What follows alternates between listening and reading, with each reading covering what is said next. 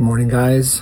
It is CT scan day, and I just wanted to touch base with you before I head to the hospital. Praying for the courage and the calm to just accept whatever this midway through chemo point CT scan has for me.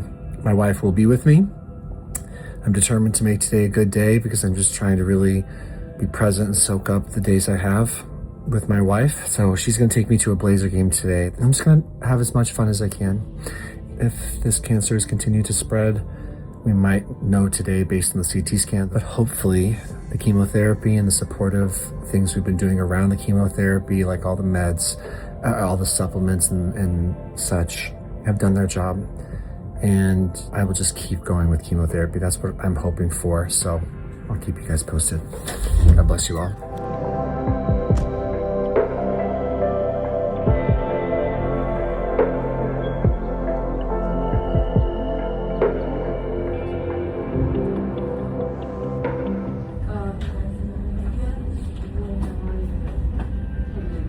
I just put my IV in, waiting for the CT now.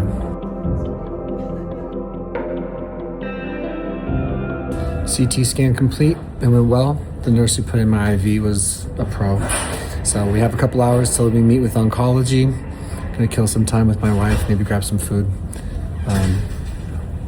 Yeah, we'll see how it all goes. So today is a delayed birthday celebration because of scheduling with chemo in the past. So we're gonna really soak up being together today, having fun today, living for right now. And it's a really good, healthy, warm distraction for me, and my spirit's into it. I feel all right. We're at Mother's Bistro, one of our favorite places in Portland. We're gonna eat our hearts out and just enjoy. And then we'll go to the oncology visit right after. And then probably a nap and then a Blazer game, but we're gonna do our best just to make the most of today.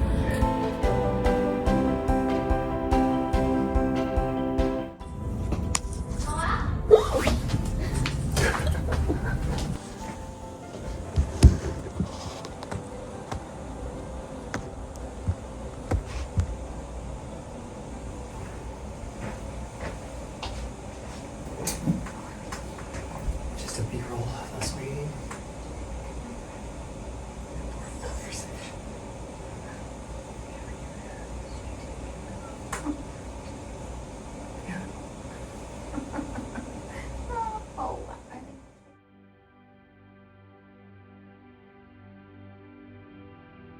And so there's been two areas that we essentially have been tracking that have these like peritoneal deposits, and both areas are smaller today than when we looked at them back in December.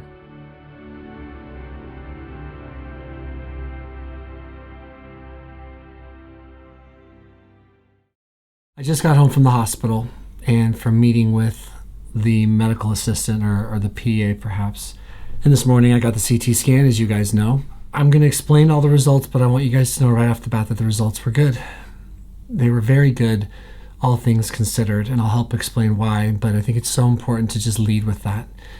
I was going in very prepared to receive whatever news, and I prayed very earnestly to God to help me be ready to just accept whatever the scan results were going to be. And I tried to go in with that attitude at the very least. Sometimes I ask myself the question, how do I know if God's working in my life? Like, how do I know if I'm doing this whole thing right? And I think some of my answers have come in just seeing how like today went. I didn't have a ton of scan anxiety going into today. And I know this because I was able to sleep so soundly last night, for example. And so that tells me that I'm being kept and I'm growing and I feel safe in my faith.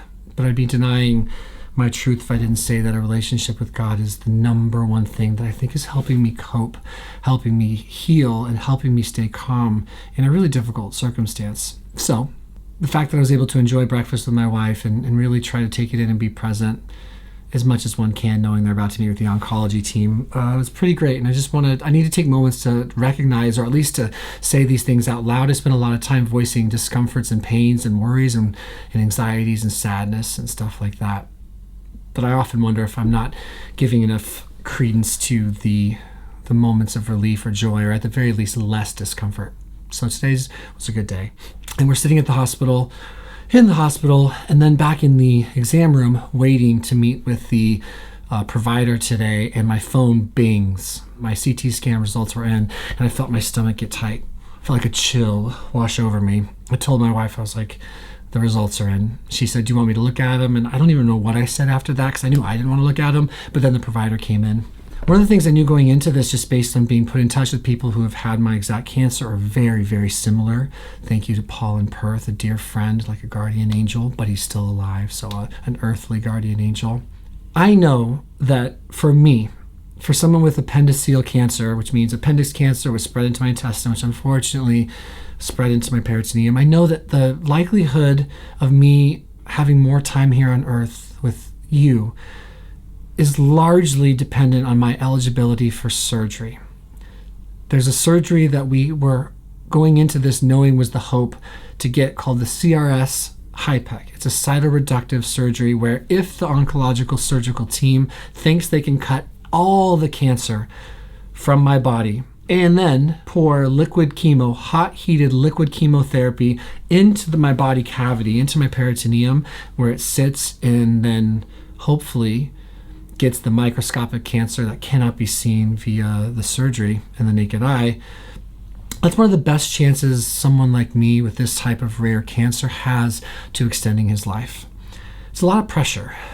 I've experienced a lot of pressure from it because up until the CT scan result, I wasn't sure if anything we were doing was actually working. And that's been a strange weight to carry. It's required a lot of effort and work to stay calm and stay hopeful and reasonably motivated and believing of the possibility that the chemotherapy systemic might work. Because when they did a laparoscopic surgery quite a while back now, back in December, I think, they saw that it had spread. They were able to lay eyes on the cancer itself, which tends to spread like spray paint. It has very low blood supply. It's really eerie in that way. It doesn't form tumors first. Those tend to come, flat tumors, but those kind of big solid masses that most of us at least think of when we think of tumors, it's not how my cancer works until the end when your body's starting to go through the last processes of managing it before you pass away. To that effect, they knew that even at that time, it might be difficult to resect everything. I was borderline presenting eligible, which was an intense thing to hear. There's something called the PCI index. Basically, doctors, for this situation, they break your body cavity up into sections and they assess the prevalence of cancer, and then they score you. I think mine was 13 or 17. So it was like right in the middle, a little below the middle. I thought that was really hopeful information, but they told me even back then they weren't sure that they'd be able to get it all, which leaves someone like me in a position to pray and hope for, clinical trials and advancements and other treatments. I say all this because I want you to understand that going in January to the situation where they're like, hey, you have to address the fact that your cancer is spreading.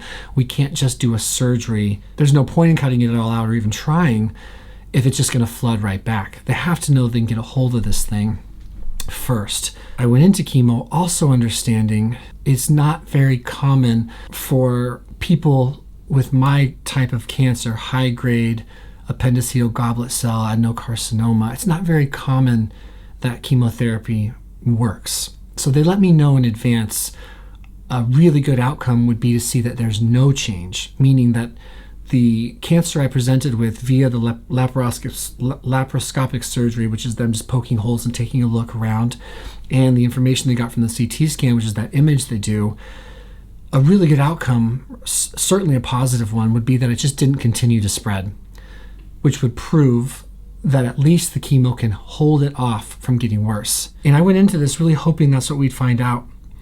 I'd be lying if I said I thought that I was going to see any regression. I was told that 1% of chemo actually makes it to the tumors I have. 1%. Because it has to go through so much of my body to get to the surface of a tumor that spreads like spray paint that has very poor blood supply. So some cancers respond to chemotherapy very well, in that if you have a solid tumor with great blood supply, it's just more likely that more chemotherapy can penetrate that tumor. So I knew all this going in, which has always made this whole thing very mysterious and the potential for anxiety and sadness and dread was very high.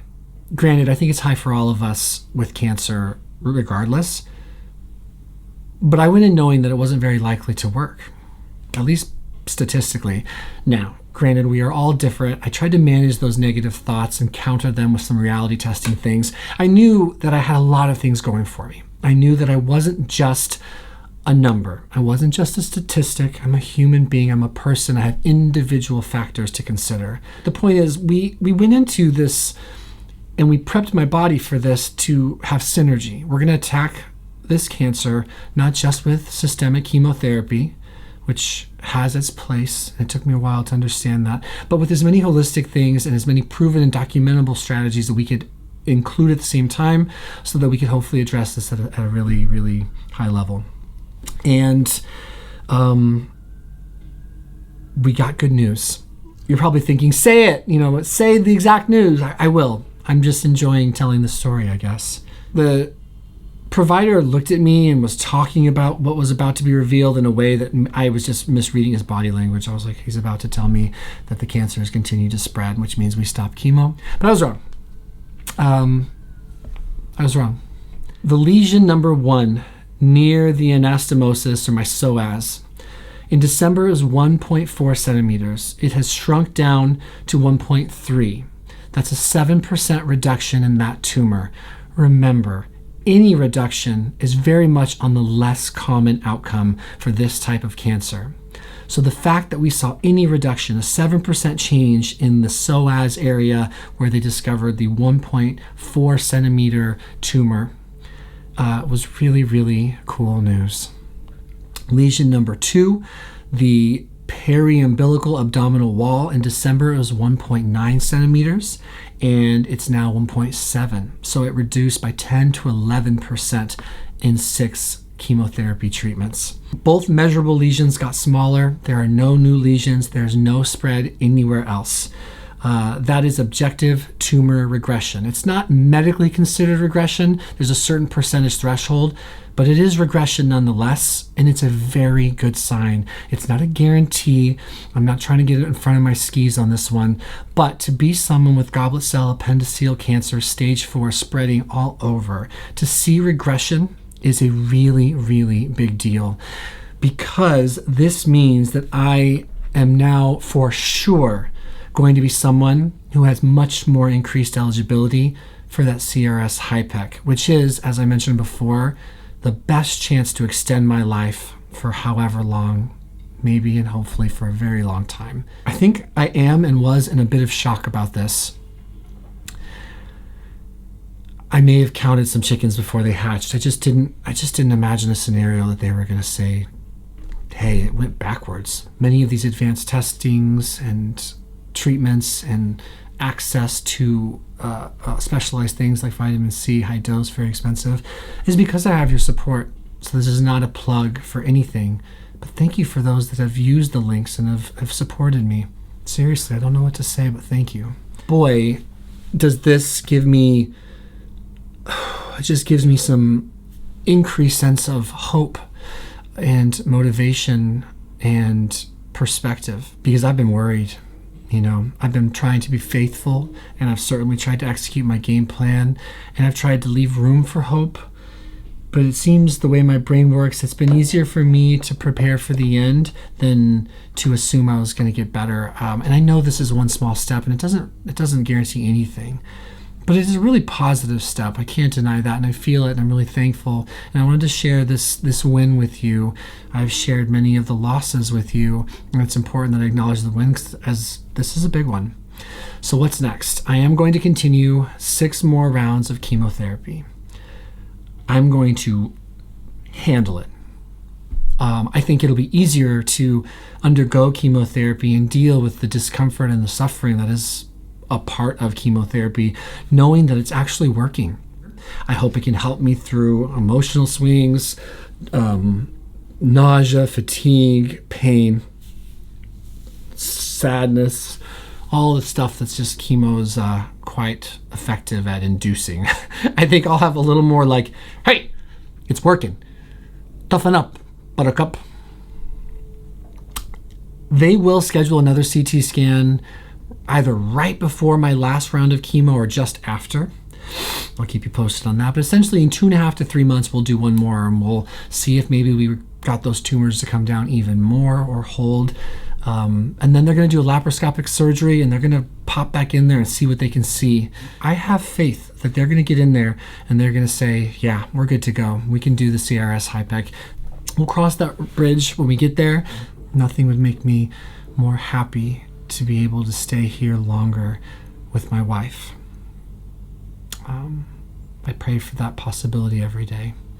So that's my update. That's my good news for you guys. I can't wait to read your comments, and God bless you guys, and thank you guys so much. Anything you may be experiencing, by the way, that's difficult, this is a perfectly safe place and a good place to say it, to type it. This doesn't have to be all about me. Granted, it's a channel all about my life. I understand that. I'm very lucky and I'm thankful for that. But I really do enjoy hearing about you guys, and I particularly like the opportunity to try to offer some love and support to my fellow cancer patients and or anyone going through something difficult. So be mindful of that. Thank you guys. We'll see you in the next video. Forward and onward. No guarantees, no promises, but we can't deny good news when we get it. My wife and I have been through a lot. My whole family and all my friends have been through a lot. And for those of you that care so deeply for me in here, we have been through a lot. It's nice to get these moments. So thanks for listening. It was a long one, but we'll see you guys soon. And yeah, round 7 of chemo starts in 2 days, and I'm here for it. Let's go.